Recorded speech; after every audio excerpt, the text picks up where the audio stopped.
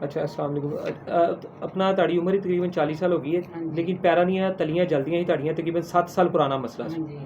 ਇਹ ਮਸਲਾ ਤੇ ਹੁਣ ਤੁਹਾਡਾ ਠੀਕ ਜਾ ਰਿਹਾ ਹੈ। ठीक जा रहा ਮਸਲਾ ਅਸੀਂ 2-3 ਦਫਾ ਦਵਾਈ ਖਾ ਚੁੱਕੇ ਹਾਂ। ਇਸ ਦੌਰਾਨ ਐਮਰਜੈਂਸੀ ਤੁਸੀਂ ਕੋਈ ਮੁxtਲਿਫ ਦਵਾਈਆਂ ਹੋਰ ਵੀ ਖਾਣੀਆਂ ਪਈਆਂ ਨੇ ਮਿਹਦਾ ਖਰਾਬ ਹੋਣ ਤੋਂ, ਕੋਈ ਇੱਧਰ ਉੱਧਰ ਦੀਆਂ ਵੀ ਅੰਗਰੇਜ਼ੀ ਵੀ, ਲੇਕਿन फिर भी तलियां वगैरह ठीक जा रही हैं। हाँ जी।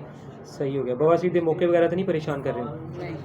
वो भी सही ने वैसे भी हाँ बिल्कुल जी, बिल्कुल सही। ठीक है। ये भी काफ़ी पुराने से वो भी सही ने। हाँ जी। दवाई लगाने से खिंचाव कम हुआ है और दर्द नहीं है, वो भी ठीक हो गया। दर्द भी करती है, वो भी ठीक हो गया। हर तरह की दवाई खाई है और काफ़ी अरसा लगाई है मगर फ़र्क नहीं पड़ा, लेकिन हम माशाल्लाह मौके वगैरह तलियाँ सारा कुछ ठीक है।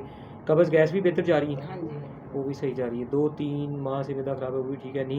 नींद ख़राब है और 60 रुपये वाला कैप्सूल 6 माह से खा रहे हैं, तो वो कैप्सूल अब खाते हैं नहीं खाते? आप परसों 14 शुरू किया फिर ਇਹ 2-3 ਦਿਨ ਤਬੀਅਤ ਖਰਾਬ ਹੋਈ ਹੈ ਤੇ ਸ਼ੁਰੂ ਹਾਂਜੀ, ਕੀਤਾ ਪਹਿਲੇ ਵਰਨਾ ਛੱਡਦੇ ਪਿੱਛੇ ਮਹੀਨਾ ਡੇਢ ਮਹੀਨਾ ਕੋ ਜਿਹੜੀ ਦਵਾਈ ਚੱਲਦੀ ਰਹੀ ਕੈਪਸੂਲ ਛੱਡਿਆ ਸੀ। 2 ਮਹੀਨੇ ਦੇ ਛੱਡੇ। 2 ਮਹੀਨੇ ਦੇ ਛੱਡੇ ਸੀ, ਬਿਲਕੁਲ ਸਹੀ। ਯਾਨੀ ਕਿ 60 ਰੁਪਏ ਵਾਲਾ ਨੀਂਦ ਦਾ ਕੈਪਸੂਲ ਸੀ, ਉਹ ਛੱਡਿਆ ਸੀ, ਲੇਕਿਨ ਹੁਣ ਬਾਈ ਚਾਂਸ ਖਾਣਾ ਪਿਆ ਨਾ। गारी जो तबीयत खराब हुई फिर सोना तो है ना, सोवांगे तो सुकून होएगा ना। अच्छा जी। ब्लड प्रेशर आई कभी कभी वो तो नहीं होया ना दोबारा कभी? नहीं। यूरिन वगैरह रूटीन आ रहा है। शुगर 3 माह से है और कंधों पट्टों का डिप्रेशन, सोचा से भी कंट्रोल रहा है। 2 बजे उस रहे सोचा आती हैं जी, हाँ सोचा वाली टेंशन है बिल्कुल ठीक है। दम करवा के सारा घर उजाड़ लिया, वो आपका मसला था जो दम करवा के आपने सारा घर उजाड़ लिया, लेकिन जिस मकसद के लिए आपके घर उजड़े आज वो बहुत सारे मसले आपके महीने की दवाई खाने से हमारे पास ठीक है माशाल्लाह से ना।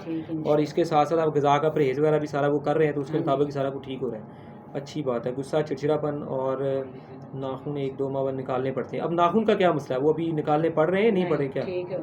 नाखून भी ठीक हो हाँ गए? जी। ਅੱਗੇ ਕਿਉਂ ਕੱਢਣੇ ਪੈਂਦੇ ਸੀ? ਅੱਗੇ ਵਿੱਚ ਖੁੱਭ ਜਾਂਦੇ ਸੀ ਤੇ ਸੁੱਕ ਕੇ ਨਾ ਵਿੱਚ ਖੁੱਭ ਜਾਂਦੇ ਸੀ। ਅੱਗੇ ਤੁਹਾਡੇ ਨਾਖੂਨ ਸੁੱਕ ਕੇ ਆਪਣਾ ਮਾਸ ਦੇ ਵਿੱਚ ਆਪਣਾ ਖੁੱਭ ਜਾਂਦੇ ਸੀ, ਫਿਰ ਤੁਹਾਨੂੰ ਕਢਾਣੇ ਪੈਂਦੇ ਸੀ। ਇਹ ਤੇ ਬਹੁਤ ਵੱਡਾ ਮਸਲਾ ਹੱਲ ਹੋਇਆ ਅਲਹਮਦੁਲਿਲਾ ਕਿ ਤੁਹਾਡੇ ਹੁਣ ਨਾਖੂਨ ਵੀ ਤੁਹਾਨੂੰ ਨਹੀਂ ਕਢਵਾਣੇ ਪੈਂਦੇ ਔਰ ਉਹ ਸਹੀ ਆ ਰਹੇ ਨੇ। हाँ जी सही आ रहे। ਸਹੀ ਆ ਰਹੇ। ਚਲੋ ਅੱਲਾ ਦਾ ਲੱਖ ਲੱਖ ਸ਼ੁਕਰ ਹੈ, ਫਿਰ ਚੀਜ਼ਾਂ ਦੇ ਕਾਫੀ ਸੈੱਟ ਨੇ ਮਾਸ਼ਾਅੱਲਾ। ਇਸ ਲਈ ਤੁਹਾਡਾ ਪਰੇਸ਼ਾਨ ਹੋਣਾ ਬੰਦਾ ਵੀ ਜਦੋਂ ਨੰਬਰ ਬੰਦ ਹੋਇਆ।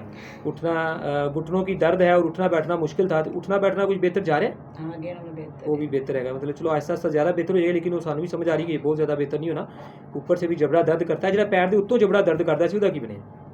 ਇਹ ਕਰਦਾ ਹੈ ਹਜੇ ਕਰਦਾ ਦਰਦ, ਉਹਦੇ ਤੇ ਥੋੜਾ ਸ਼ਾਇਦ ਟਾਈਮ ਲੱਗ ਜਾਏਗਾ। ਤੇ ਬਾਕੀ ਜਿਹੜਾ ਪੈਰਾਂ ਦੀਆਂ ਤਲੀਆਂ ਚੱਲਦੀਆਂ ਸੀ ਉਹ ਠੀਕ ਹੈ।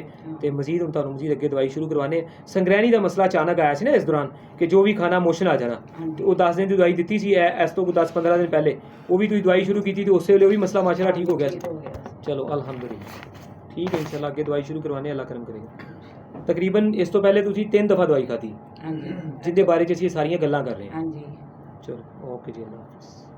शमी बीवी हैं, इनकी उम्र तकरीबन है 40 साल। इनके मामलात अल्हम्दुलिल्लाह बहुत बेहतर हुए हैं। ठीक है जी। इसमें हम ये नहीं कहते कि हमारी दवाइयाँ अपनी जगह पे महंगी सस्ती, लेकिन रूटीन में हमारी 15 दिन की दवाई ऑनलाइन भेजें तो 2150 रुपये की होती है, और दवाखाने पे है तो 15 दिन की दवाई 1800 की होती है और 10 दिन की 1200 की होती है। ठीक है जी। इन्हीं दवाइयों के साथ रूटीन के बहुत सारे मसाइल बेहतर होते हैं। बाकी किसी को किसी मसले के लिए स्पेशल दवाइयाँ चाहिए हो तो वो हम